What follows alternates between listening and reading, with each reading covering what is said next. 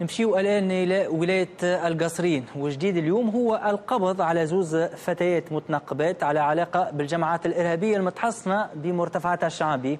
حسب مراسلنا بالجهة أيمن معتوق فإنه التحقيق مازال متواصل معهم لمزيد الكشف على مجموعة الفتيات المتعاونة واللي على علاقة بالجماعات هذه. من جهة أخرى يعيش جبل السمانة هدوء نسبي حتى الآن، خاصة بعد توقف القصف مع 10 متاع الصباح. أكثر تفاصيل في مراسلة لأيمن معتوق.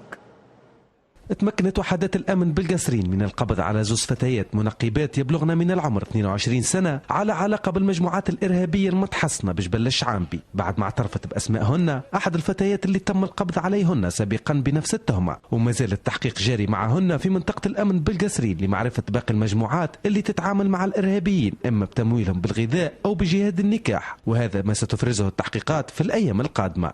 هذا وتقوم فرقة التصدي للإرهاب بولاية القصرين هذه الأيام بسلسلة من المداهمات لعدد من الأشخاص اللي ارتبطت أسمائهم بالإرهاب أو من اعترف بأسمائهم. محمد الحبيب العمري اللي تم القبض عليه مؤخرا في جبل الشعامبي. ميدانيا هدوء نسبي يشهد جبل السمامة وجبل الشعامبي، خاصة بعد ما تم إيقاف القصف منذ 10 صباحا. القصف استهدف عدد من المواقع اللي يشتبه أنه فيها عناصر إرهابية متحصنة هناك، ووفق مصادر عسكرية فإن القصف لا يتم عشوائيا وإنما يتم وفق معلومات دقيقة عن وجود تحركات مسترابة. ويذكر أنه هناك تعتيم كبير من قبل وحدات الجيش والحرس بخصوص كل العمليات العسكرية اللي قاموا بها، مع منع الصحافة من الاقتراب من المنطقة العسكرية، مما جعل نقل الخبر صعب جدا مع كل هذا التعتيم.